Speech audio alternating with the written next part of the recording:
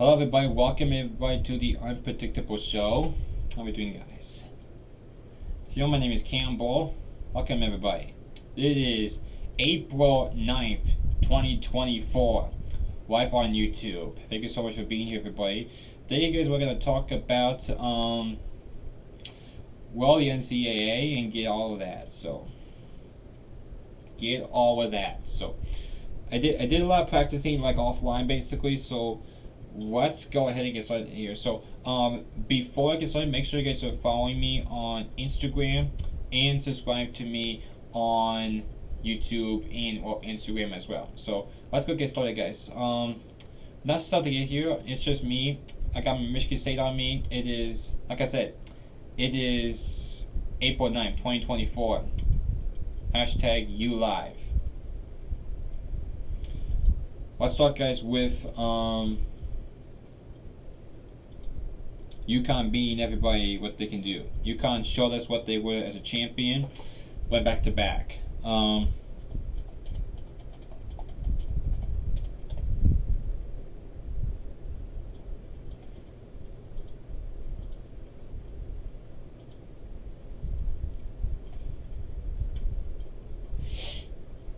Back-to-back national champions is what I'm looking at when at the internet, basically.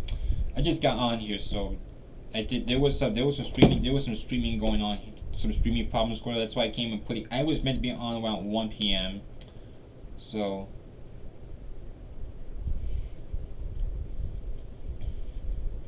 guys, UConn obviously beat the Boilermakers like Purdue.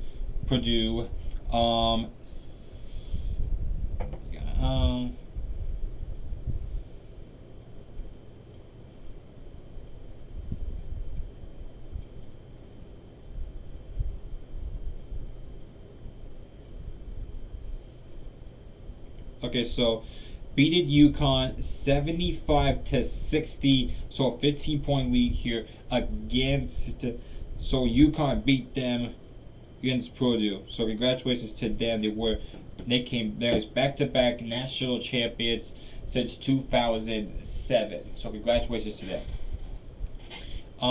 Here's my favorite about them. Obviously, they did a very, very good performance. Lots of people thought it was a good.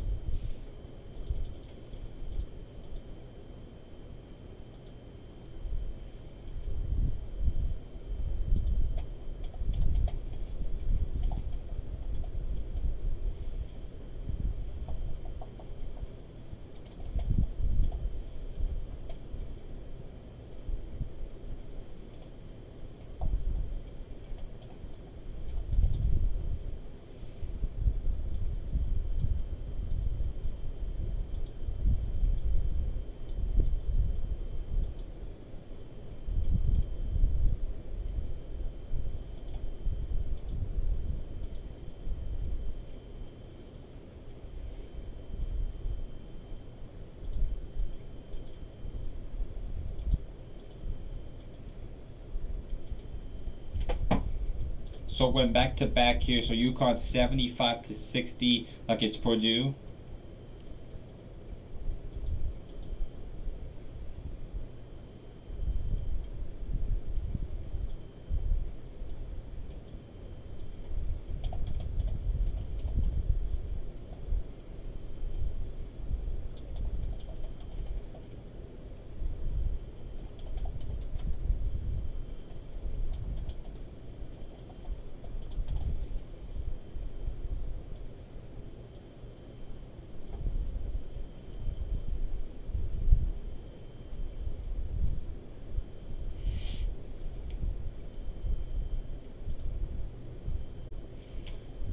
Okay, sorry about that. I had some Wi-Fi problems here. So let's get back on here. Okay, so UConn guys beat them 75-60. My thing about UConn shows what they were as. They are a very good basketball team. They're a good basketball team. Lots of people think about them. How are they such a good basketball team? Because that's a pretty good college level. And if you were that great, of course you were champions. They were champions. So that was a pretty big performance. How UConn beat them at the white possibility how they can win this game. They were a very good team. lots of credit to UConn. Purdue. I was kind of I was going for both Big Tens. I was going for the Hawkeyes and Purdue. I was looking for both of those two teams, and then have Big Tens go win a national championship. And hey, Big Ten Royal was going to be the conference people wanted to look forward to. Turns out it wasn't a success for both of those for that conference and the college level for those two teams, which we will get to South Carolina and Iowa in a moment. So that's a pretty big win for UConn. I knew that to beat Purdue, that was a pretty big accomplishment. How they won a championship at the right way possible, and I'm pretty proud for them. Very, very proud for them. So we will move on to that, and then like I said, make sure you guys are. If you guys want to follow, make sure you follow on Instagram, and then make sure you subscribe and click the bell for future videos. I'll make normal videos like any other YouTuber or contact person can do at the best way possible that I can bring for you guys. So hope you are there. So let's move on. Next, guys, let's go ahead and talk about South Carolina winning the Final Four in Cleveland against Iowa State. South Carolina beat Iowa 87-75, and yes, I hate South Carolina's team name, the Gamecocks. It's such a strange name. It's such a weird name. I don't get it, guys. I never get it when I first saw that college name. That is the weirdest name I've ever seen. But hey, congratulations to that. They were undefeated. I believe this is their first championship. I have an itchy spot here. I have a lot. When I feel something very sensitive with my skin, I gotta go with it.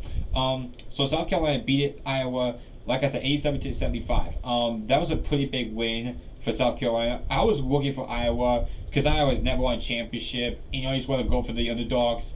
Underdogs couldn't get the job done. Hawkeyes couldn't do it. That's a tough thing to go through. I wish them an understandable future. That's a tough thing to go for if you're the Hawkeyes. And I knew that was not fun for them. I knew that was not fun at all. And that's a tough place to be. So I know Caitlin Clark is 100% going to the Indy Fever in the WNBA. Wish I had with Seattle Storm. I wish I had them. Yeah, you guys see, I got Seattle background in me. I'm a Seattle person. Got a lot of Seattle in me. Gotta get that into the podcast. And hey, this guys, I respect every other team out there. I respect them at the hardest way possible. Your teams I will hate, guys. I'll hate the San Francisco 49ers. If you're a Seahawks fan, I hate them. I hate the 49ers. So, plus I have a family member who's a 49er. A favorite person who is a 49ers fan and is celebrating her birthday today. Not from this house. Not from this house, guys. Not from this house. Someone from outside of Michigan where I live in. So let's move on from that and have a talk here about tonight's games of NHL hockey. We will talk about the Detroit Red Wings, and then after that, it will be the Minnesota Wild. So, Red Wings, what the heck? Darn it. Why did it? I thought I saved you.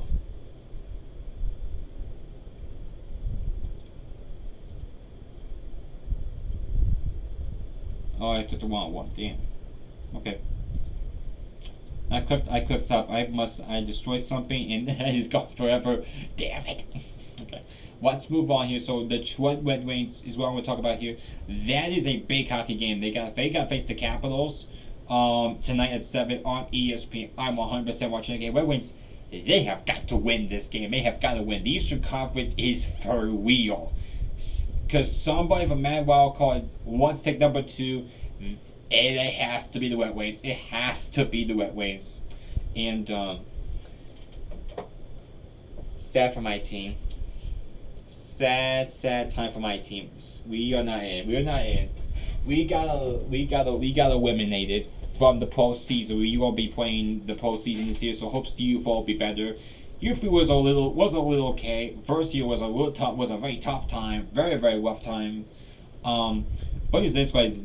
The Red Wings have got to win. They have got to win. If the Capitals beat them, they might have a very rough way to get back. Like, this is the biggest game in the Red Wings time zone with those kind of players, and this could be a lucky time if you have ever had Patrick Kane on that organization. They have got to win this game.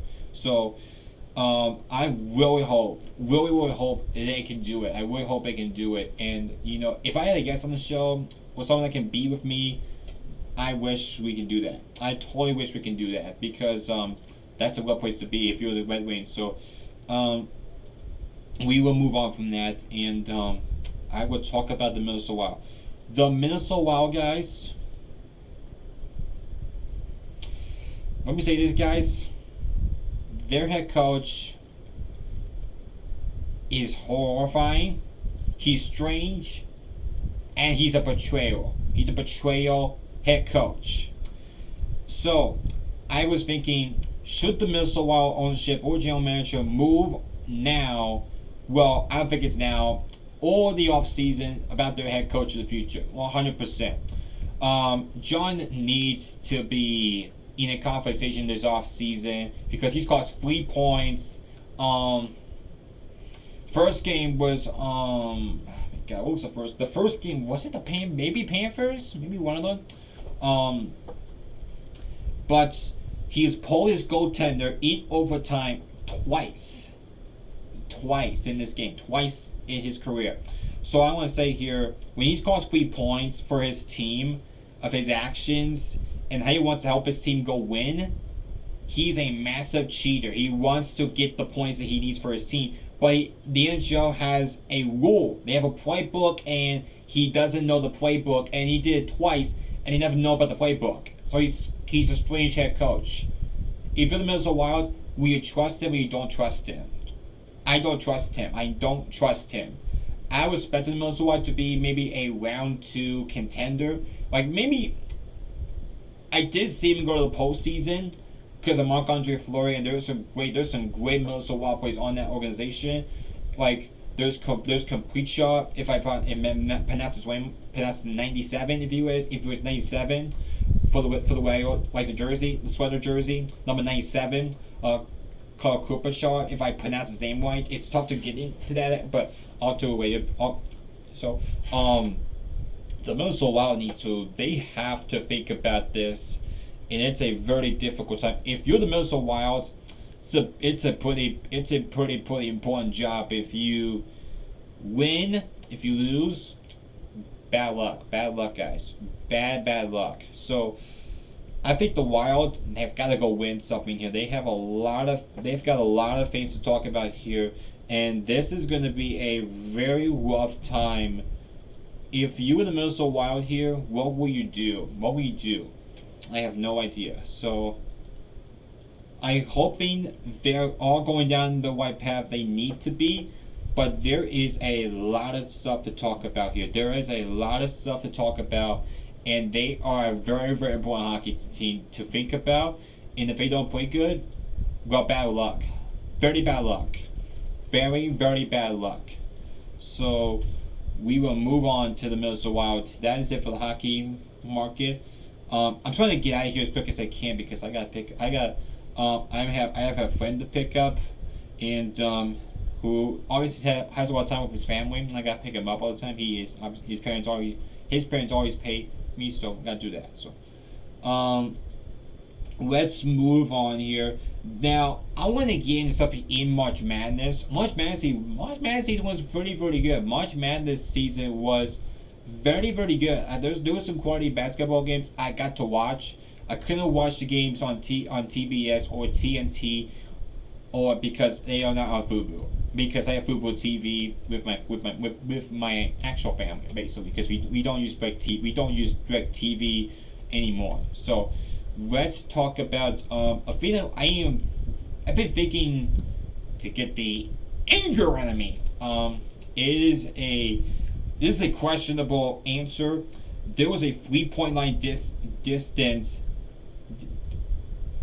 was different. The 3-point line was very different. One side was correct, one side was incorrect. And I don't know who got the incorrect. Maybe it was South Carolina's area. Maybe if it was Texas at their area, but whatever. So they still approved to play the game, even though it was a 3-point line that was incorrect, and they still played the game. I don't know why they went down that path here. They should have maybe delayed the game and then fixed something but whatever. They should have done something better than that. Those coaches should have been better, or that was the NCAA's problem. That was the NCAA's problem about this game. So will North Carolina State beat them? If you're saying is that the white logo? Of course, it's like the white logo. I was trying to find a dog that Wolfpack logo. I couldn't find it. So something that it was pretty good for me to use, but it doesn't work out. They beat Texas 76-66 at Portland. Who's this? Those two teams, they were going to win a national championship. Never, never, never, never, never, never. Maybe a Final Four, but yeah, North Carolina State did. North Carolina State did. And that was the women's basketball. And man, I'm surprised how they did not. They still played the game, but I'm surprised how they won that game here. They need to think about what the hell happened. What the hell happened? And how can you play this game and still do it? How can you still do it even it was a tough situation for them? Whatever.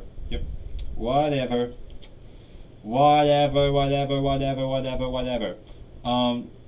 That was it for that. So we'll move on from that. We're moving on from that. So the anger, the frustration, man, I'm surprised how they still improved to do this game, and then we still win. They still did it. So they still did it. So let's move on here to the NFL side right now, and let's go talk about Chicago Bears. Caleb Williamson, he is Chicago Williams. I think he's 100% going there. He is very, very going there. Because they trade Justin Fields to the Pittsburgh Steelers to be with Russell Wilson, which I got is.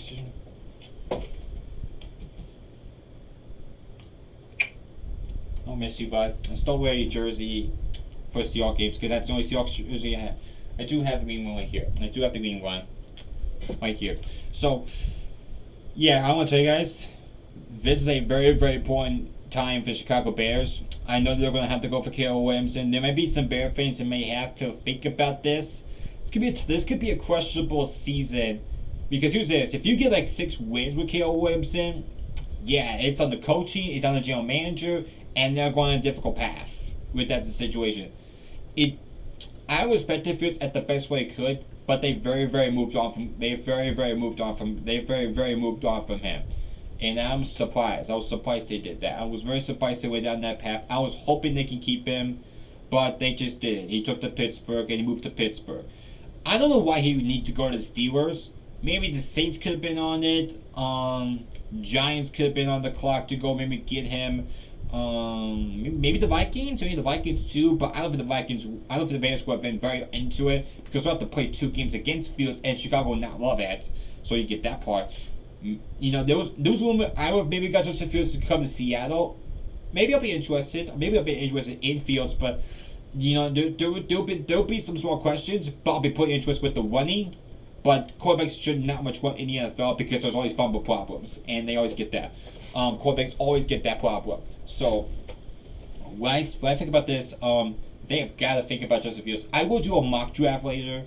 I would probably do on Thursday. I'll be live on Tuesday and Thursday because I'm gonna take those days I can really do streams and the best way I could. So I think about this, guys. They have to think about a very good decision with Caleb Williams. He has a good system he's gonna work with if he does go because Keelan Allen's there. Mike Williams is at the Jets. We just knew that. So we'll move on from that. So yeah, guys, I'll tell you this, guys. There is 4 quarterbacks that could go in the first round, but there was meant to be at least 5 quarterbacks to go in that draft class. Really 5 quarterbacks. It's going to be a very important draft class in 2024, and I'm 100% off the train to watch that draft because I'm watching the first round. I was planning to go around 2 and 3, but hotel pricing was going to be a little too expensive for me, and my dad knew it was just a difficult decision for me to do, and because I have to pay my hotel room, and do the same thing. So we are gonna have our own room to stay in. So it's like it's 2 rooms. I got my own so I can sleep in. So have somebody. My dad is a super snowy person, but Sorry that I gotta do it. I have to do it on live. But let's move on from there. We will move on and talk about this because 5 quarterbacks in the first round. That's Michael Penix Jr. right there. Michael Penix Jr. from Washington. And could somebody really draft Penix Jr. in the first round in 2024 NFL draft? There's a good possibility. I hope it's I really hope it's the Seattle Seahawks. I hope it's Seattle. Because I think Seattle should be a good place for Michael Penix Jr., which I'll talk about that. That's my next topic after this. So, like Penix said, I just always want to prove myself right. I'm competitive. The competitive in me, I'm going to show it. I'm going to showcase it. I'm going to write my own narrative. I really think he should be a first round, but what else? There's a lot of concern about Penix Jr. I've seen a lot of Instagram mock drafts. People don't think of Penix Jr. But in the television world, they're saying Penix is a first round pick, and I think they're trying to get the NFL into the game here and say, hey, we got to think about Penix Jr. if we need a quarterback like Penix Jr. Vikings could go get him, go back in the purple and be a Viking. I'll be okay with it. I'll be okay if he was I'll be okay if he was there, but he needs to be a Seahawk for life because he was there for 2 years. He's got a place. He's living in Seattle, Washington. He's living with the Huskies. He should definitely be a Seattle Seahawk. John Schneider, and there was a Seahawk scouter over there at the Huskies organization to look at Penix Jr. A nice college drive to get there. You don't need a plane or a helicopter to get there. You don't. He went right there and see Penix Jr. And I think there was at least one Seahawk there, and there was other people. Vikings took out their whole scouting team for one day, the entire team of the scouting, to see Michael Penix Jr. My God, the Vikings might be the rightful team to go get him. They might give him in the late first round if they could. Maybe through the first 20 picks, they may think about Penix Jr. I think they have the 21st or the 23rd by Houston. Because they trade their first round pick to the Vikings so they can get something out of it. And so far after that. So I think it's going to be very important if they think about this because if he's a first round, I'll be impressed with him. Everybody will be concerned about him. But he does have a bright future ahead of him if he's an NFL quarterback for the future of the NFL sport world. So, and I'm going to end this show with Michael Penix Jr. If he could be a Seattle Seahawk at my time. Because when I think about Penix Jr., guys, He's a high prospect quarterback. I'm just trying to get some stuff in here because I'm controlling while editing and doing the show for you guys. So when I think about Penix Jr., he does have okay. So when I think about Penix Jr., guys, I really want him to become that quarterback. Should the future of the Seahawks be Sam Howell, which we trade for from the Washington Commanders, or be Penix Jr.? Because I would like to see Penix Jr. become a Seahawk. I hope he does. It doesn't matter if he's caused injuries to end his college career, because really, here's the thing, you guys. There is 17 games, and there is at least 10 to 12 games, so he's missing a month of football. Like college was missing a month of more college football, and that's how it is.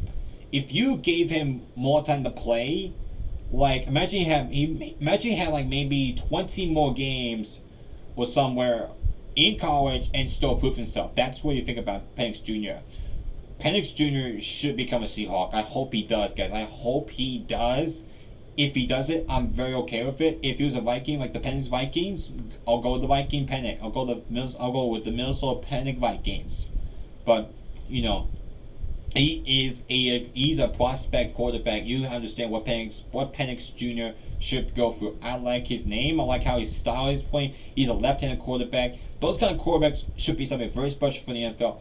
There's a future kid in here that can throw left hand and right-handed and be a superstar. He might be a first-round overall pick if somebody would take a quarterback like him. I don't know who his name is, but there was a rumor about a quarterback like this style that can throw left-hand and right-handed. Like you can throw two footballs at the same time and get them 80 yards if you could. If you can throw two footballs at the same time and then go for over 50 yards. That's outstanding. That's insane. Like someone like him. But as a left-hand quarterback, I like to understand what Penix Jr. can bring to the NFL, and I think he should be bringing to the NFL. So that is it, guys. I have to get going soon. It is 2 minutes. It's 2:05. I've been on here for at least 30 minutes for you guys, if I could, but I have to step down basically. So there's a lot of stuff I want to get through for today. Obviously, April 9th, 2024. That will always be the day where I did my first ever podcast. I did two, like it was called the On Topic podcast. I kind of give it. I started it. Nothing very very worked. I'm still trying my best here. I know maybe if this stream doesn't work, it's okay with me. I'm just trying to do something fun for myself to do, and I hope you guys understand how hard I'm trying to have fun here. So, okay, so thanks for being here. Appreciate it. Like I said, make sure you follow me on Instagram, and then click the YouTube channel, and hope you build the YouTube channel strong and powerful. I don't know. It's just, hey, let's try. Make sure you do. Make sure you subscribe and maybe check out the bell. I am promise you guys, I'm gonna try to be on here Tuesday and Thursday every time, and then do YouTube videos as well. If I'm offline and I'm still making a YouTube video, I will do all of that for you guys. And if I'm live, we'll talk about it and then think about it, and then that's all that. So thanks for being here, and I am stepping out. I am Campbell saying so long. This is the Unpredictable Show. If you want to call Unpredictable. And I'll see you guys soon, and I'll see you guys on Thursday. Have a good night, guys.